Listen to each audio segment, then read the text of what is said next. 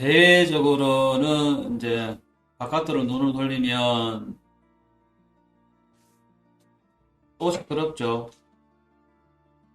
어, 국내는 이제 선거철이라 흙탕물 싸움을 하고 있는데, 바깥 세상은 정신없이, 쉴 새 없이 급변하고 있죠.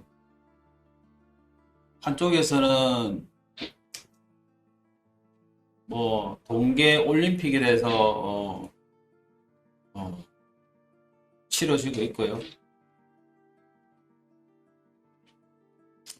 또 한쪽에서는 전쟁 임박이죠.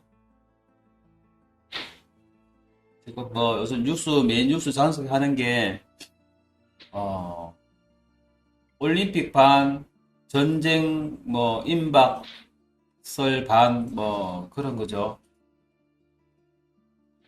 어, 저는 동계 올림픽이 언제 일어나는지도 몰랐습니다. 사실 그렇습니다. 뉴스로 그리 쳐다봐도 요즘 또 방송에도 그렇게 나오지가 않다가 막상 이제 경기가 치러지니까 또 국내 선수들이 또 이제 경기를 하니까 이제 음, 이렇게 하더라고요. 예전에 올림픽 경기만큼 떠들썩하지는 않지만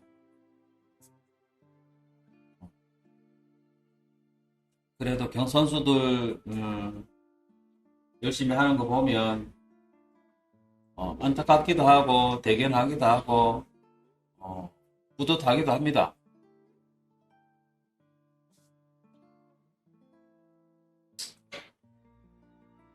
그리고 이제 유럽 저쪽에는 어, 우리가 늘 걱정하던 어, 미러 간의 실질적인 전쟁이죠. 전쟁이 우크라이나 거기서 일어날지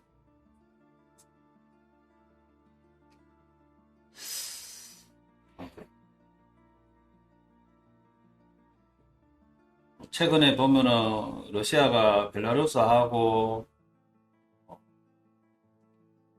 지금 뭐 훈련을 핑계 삼아 지금 국경에다가 완전히 뭐 전투기, 핵폭격기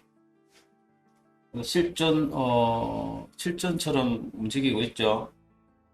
러시아의 고위 장성들이 대거 그쪽에 지금 집결을 하고 있다 그러지요. 미국도 병력을 좀 추가 배치하고 있죠.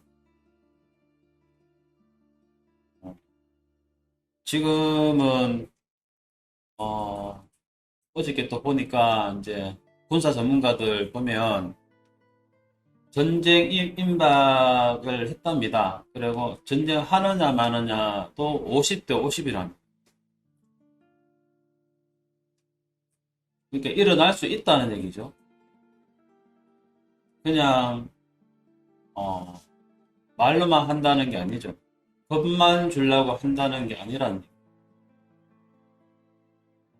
그러다 보니까 이제 미국과 러시아 간의 긴밀하게 외교 전략도 펴지지만 유럽에 있는 이제 당사자들이죠. 우크라이나도 당사자지만 또 유럽에 러시아와 인접해 있는 국가들이 지금 위급하죠. 우크라이나만 이제 문제가 되는 게 아니죠. 그래서 주변 국가들이 이제 긴박하게 움직이고 있는데 최근에 이제 프랑스 마크롱 대통령이 이제 푸틴을 만났죠. 거기에 이제 정상 간에 이제 두 정상 간에 만난 것도 보면 그 현실이 직면해 있죠. 그게 이제 두 정상이 아주 긴 테이블에 어, 뭐, 어, 그냥 뭐 조용히 얘기해도 들리지 않는 그 긴 거리 있죠. 한 5m가 정도 되는 것 같더라고요. 테이블이 양 끝단에서 가지고 서로가 대화를 한다고 하는데, 그런 이제 패러디물도 있더라고요, 보니까. 거기 관련해서. 그만큼 이제, 이게 이제 서로 의사소통이 이제, 나 이런 합의라는 게 이제 요원하다는 그런 이제 방증일 수 있죠. 러시아는 강경한 입장이라는 얘기일 수도 있고요. 그래도 이제 마크론 대통령이 이제 가서 그 어떻게 뭐 전쟁을 방지하려고 노력을 하는데 그 대안이 뭐 그런 거더라고요. 핀란드처럼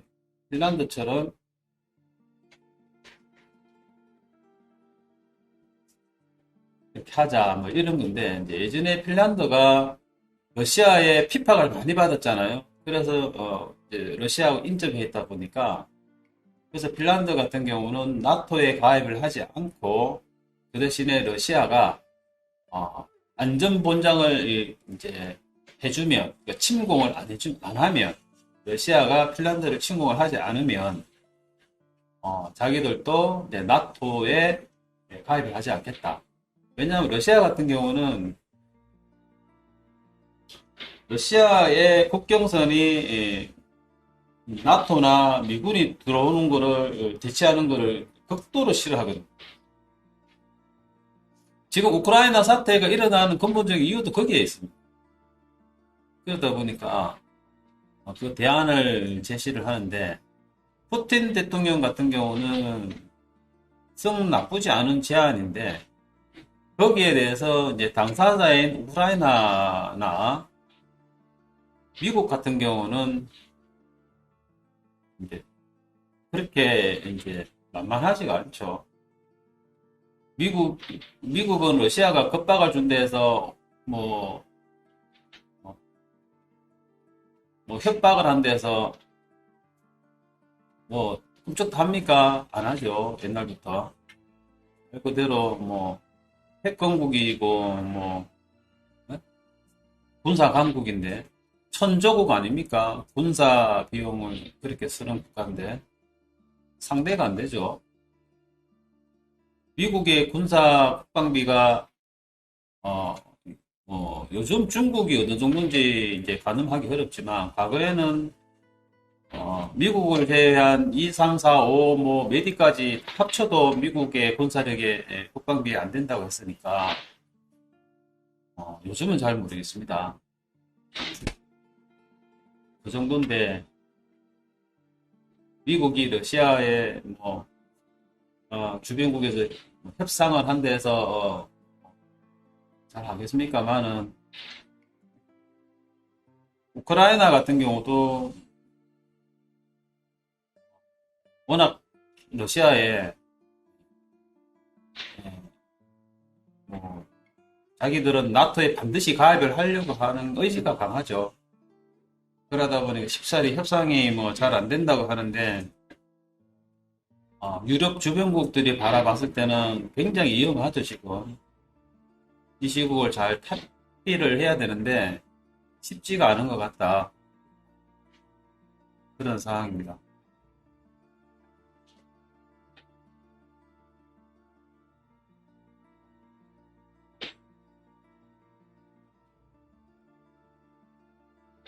만약에 전쟁이 일어난다면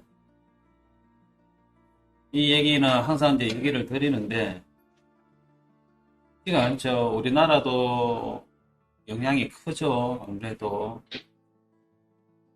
영향이 큽니다. 이게 러시아하고 유럽에 전쟁이 일어나면 우리도 영향이 있다. 그리고 앞으로 또 시대 어떻게 또 개편할지 모르기 때문에 과거에 패권국 그러니까 소련이 해체된 이후에 미국이 초강대국으로 있을 때야 하고요. 미국을 넘보는 중국이 있고요. 과거에 소련 소비에트를 꿈꾸는 러시아가 지금 저기 있지요. 그리고 과거에 그 영광을 누렸던 그런 시절 많지 못한 미국이 지금 혹 누군가는 뭐 늙은 호랑이라고 이렇게 하는데 뭐 그 정도까지는 아니지만 과거만큼 그 힘이 있지 못한 미국이 과연 이 세계 질서를 잘 지켜낼까? 쉽지 않습니다. 요번에 얼마 전에 제가 영상에도 올려드렸지만, 지금 팬데믹 이것 때문에도 문제 있지만, 미러 관계가 지금, 미중이 문제가 아니라 미러가 지금 문제가 된다. 우크라이나 사태 때문에. 만약에 전쟁이 일어난다면, 예전에는 제1세계전쟁이 제일 먼저 일어날 곳 하면 한반도였거든요. 한반도. 우리 의사와는 관계없이, 한반도에서 전쟁은 무조건 일어납니다. 세계전쟁이 일어난다면. 뭐 예를 들어도 했지만 예전에 94년도 그 당시도 그랬죠. 한국은 전혀 전에 우리 국방부나 청와대도 전혀 모르게 세계의 선진 강국들은 그런 논의를 했던 거죠. 특히 미국이 주도를 해서 북한을 공격을 해서 어쩌고 저쩌고 하는 그런, 나중에 그게 이제 다 나오는 공개가 됐죠. 지금도 마찬가지라. 근데 요즘은 상대적으로 우리나라가 좀 어느 정도는 예전하고 좀 틀리죠, 지위가. 그런데 지금은 보면은 저기 유럽의 우크라이나 저쪽 하고요. 그 다음에 대만. 전쟁이 일어난다면 이제 그쪽이죠. 우리는 우리 스스로가 어떻게든 해보려서 우리나라, 우리 땅에서 전쟁을 일어나지 않게 하기 위해서 부단히 노력을 하는데, 시대적인 병행이나 지금 상황은 이제 그럴 가능성이 높아지는데, 오히려 이제 대만 및 중국 밑에 대만 쪽 하고요. 저쪽인데, 중국이 문제가 아니고, 불과 얼마 전에는 미중 갈등에 미중 전쟁이 대두될 것처럼 보이지 않는 무역 전쟁을 하면서 치닫고 있었는데, 화약은 지금 유럽 쪽으로 지금 바뀌어버렸죠. 만약에 전쟁이 일어난다면 미국 입장에서는 쉽지가 않죠. 중국이 지금 대만을 전쟁이 일어나면 쉽지가 않은 문제입니다. 그런 문제가 있기 때문에 중국 입장에서는 썩 나쁘지 않은 판세죠. 판세.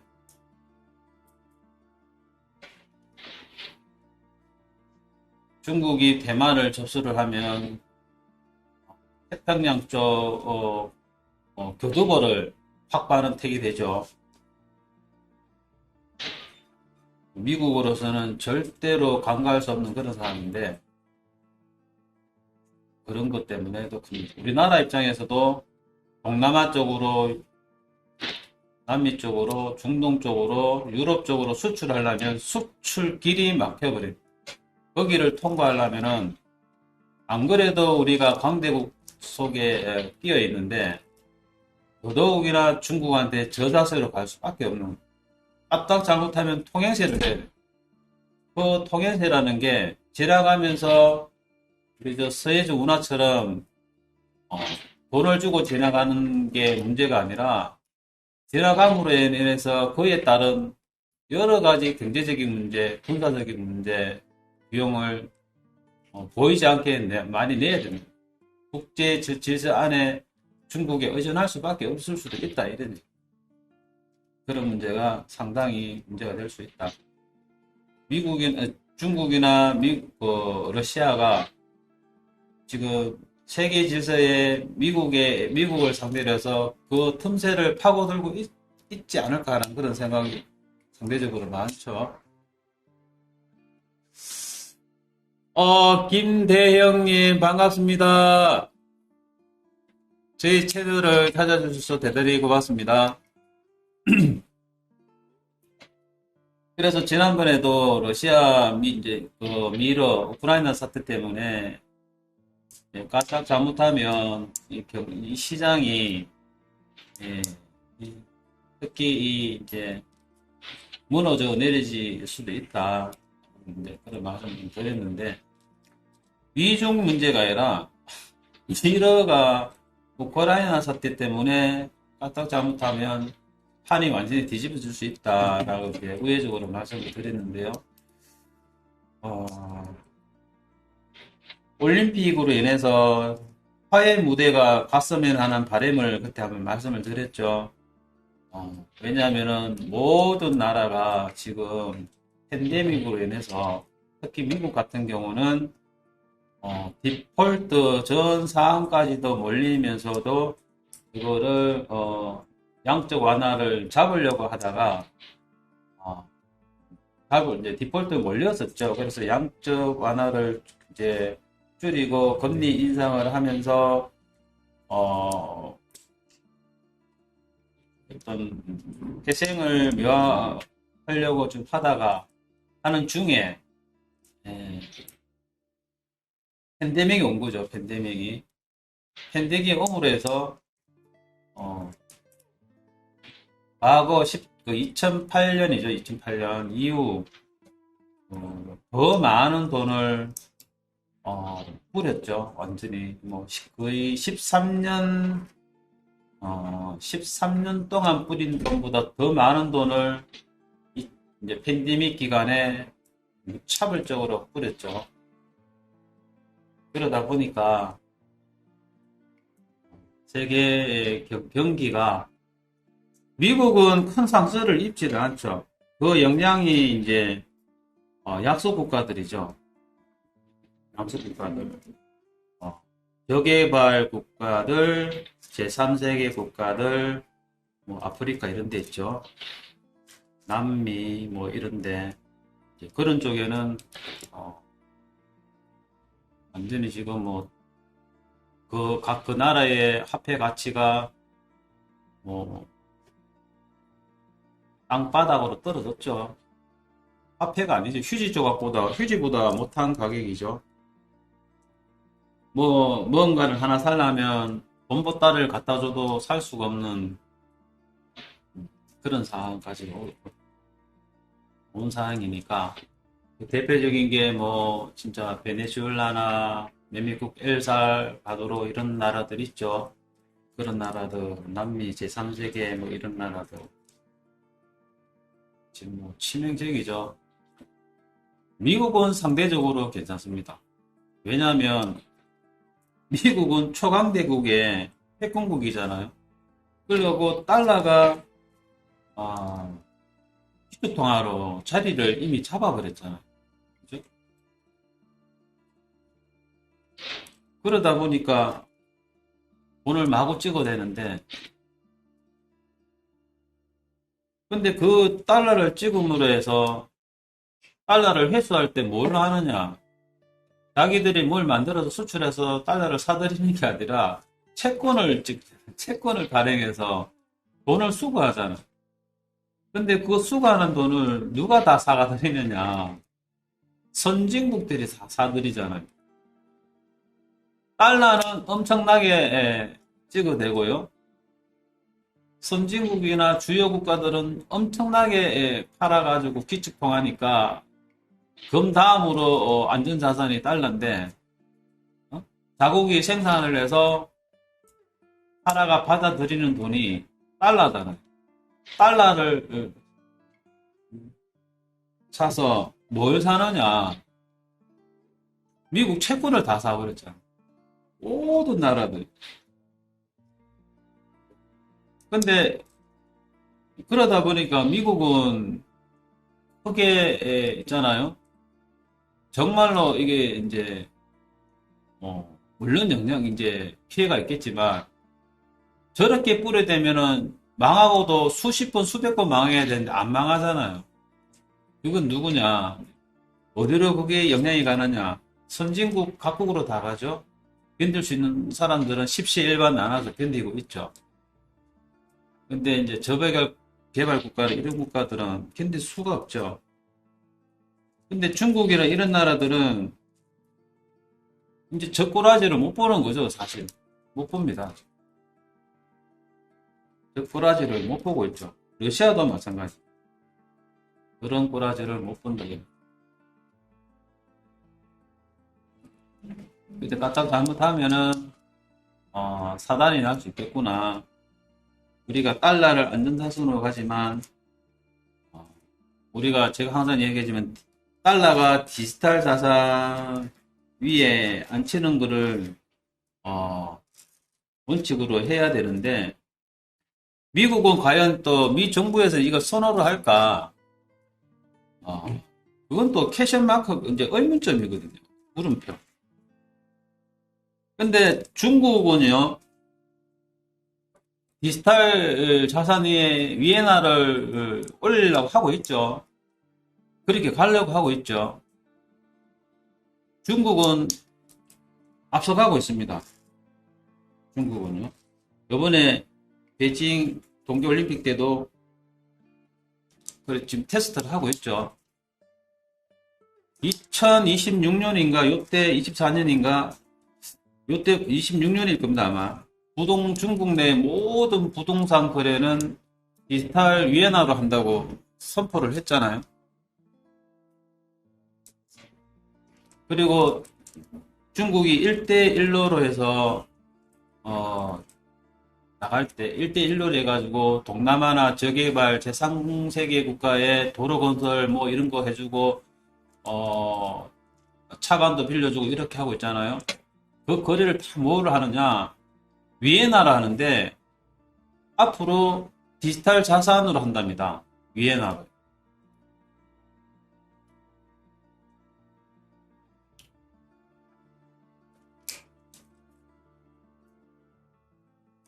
근데 미국은 디지털 자산 위에 달러를 해야 되는 게 모든 국가들이 바람이죠. 실제로 남미나 이런 데도 달러를 안전자산으로 보지 중국 돈이 많이 들어오지만 현재까지는 그렇죠. 중국 돈보다 저 깡패 국가지만 저 집에서 지 마음대로 달러를 찍어내지만 이 세계 지수를 거느리고 있고 강대국들이 달러를 사들이고 있고 안전자산으로 유지를 하고 있기 때문에 십시일반 나눠서 안전자산인 거죠. 그게. 근데 이제 미국에 반하는 세력들, 중국이나 러시아나 또 다른 제3세계들이 있거든요. 그런 데서는 반기를 들고 있단 말입니다. 우리가 모르지만 많은 나라들이 있습니다. 특히 중국 같은 경우는 아까도 말씀드렸듯이 세계의 제조국 아닙니까? 돈을 수없이 걷어들여서 제3세계에 돈을 뿌리는데 그 돈이 전부 위엔화로 결제가 됩니다. 앞으로 디지털 자산, 디지털 위엔화로 거래를 향후에 한답니다. 근데 미국은 쉽지가 않습니다. 미국은 종이돈을 마구 찍어내는데 디지털 자산으로 바뀌면 마음대로 찍어낼 수 있을까요? 미국의 딜레마는 제 생각인데, 이게 진짜 순수한 제 생각인데,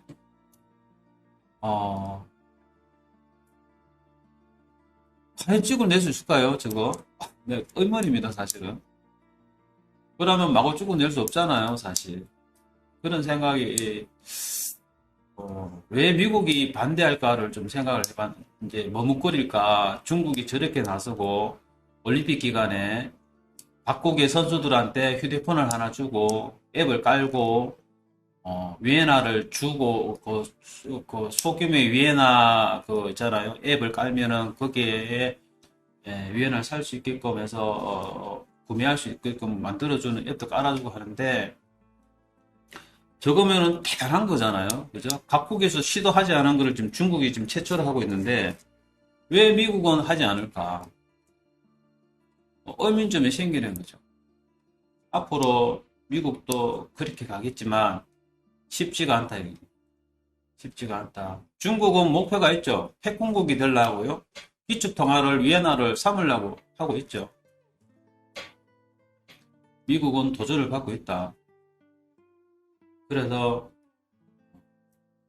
쉽지 않다. 이제 중국이나 러시아가 틈새를 노려서 움직이면 과연 미국이, 그 우방국들이 미국이 가는 길에만큼 잘 따라가 줄까? 특히 유럽. 유럽은 깨지기 쉬울 수도 있습니다. 미국이 우방 국가들 몇몇 국가들이 있고요. 그 속에서도 틈이 벌어질 수도 있습니다. 그 틈은요, 열쇠는 러시아가 가지고 있습니다. 충분히 깨질 가능성이 있다. 지금은 우려를 하는데 막상 전쟁이 터지면 한 치 앞을 못 내다본다. 특히나 에너지 문제면 유럽의 몇몇 국가들은 꼼짝 말합니다. 그런 생각이 들어서 잘 안 들리나요?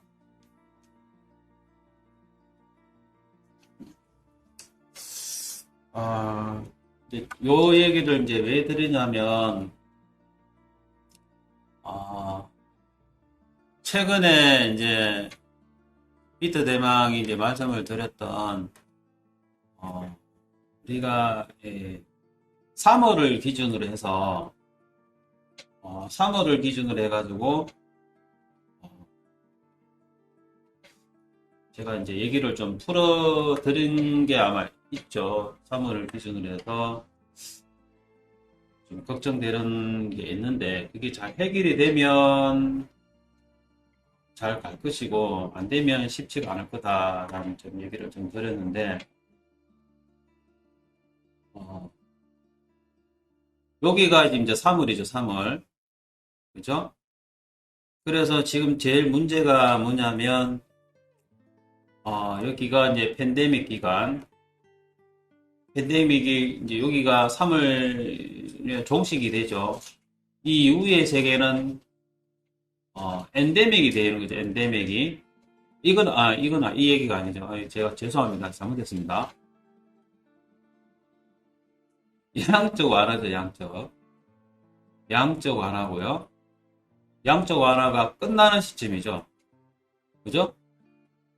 돈폭탄을 터뜨리다가 줄였죠. 테이퍼링을 했잖아요. 테이퍼링. 양적 완화를 서서히 줄여나가겠다는 게, 줄여나가는 것은 테이퍼링입니다. 이게 같은 양적 완화입니다.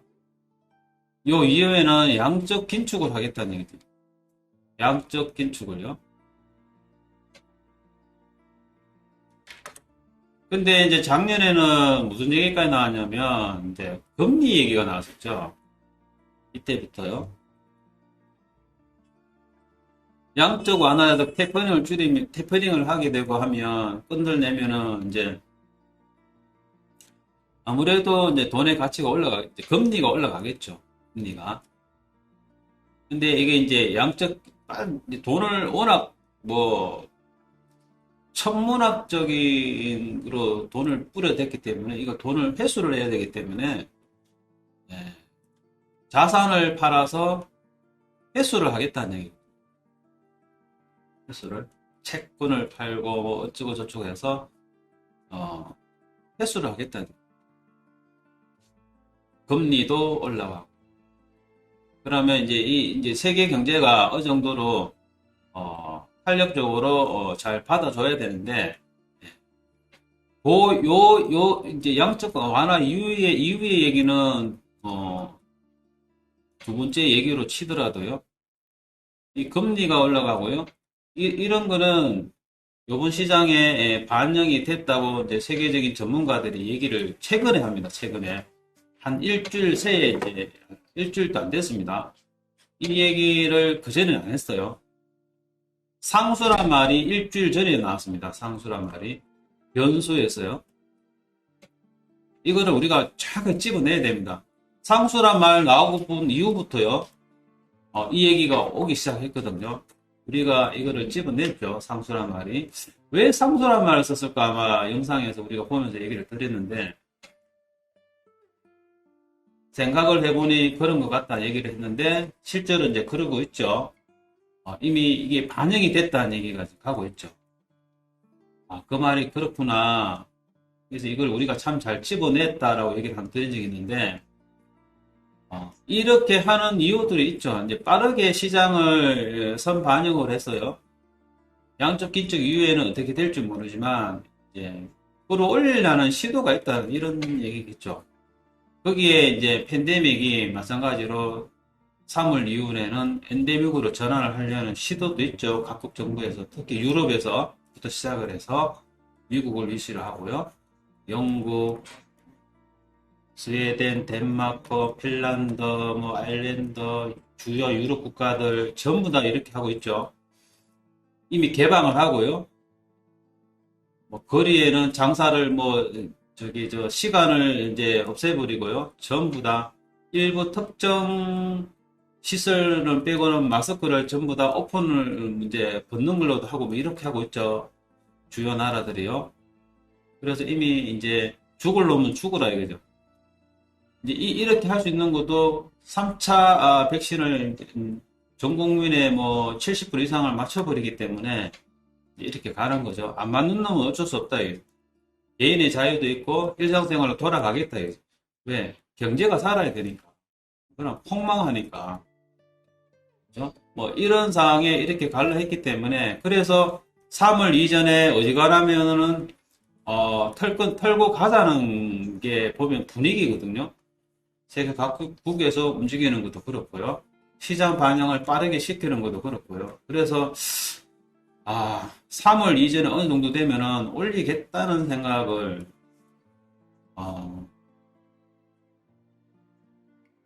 떨어뜨리더라도 빗대 대망 생각에는 3,500까지 떨어뜨리더라도 올리겠다.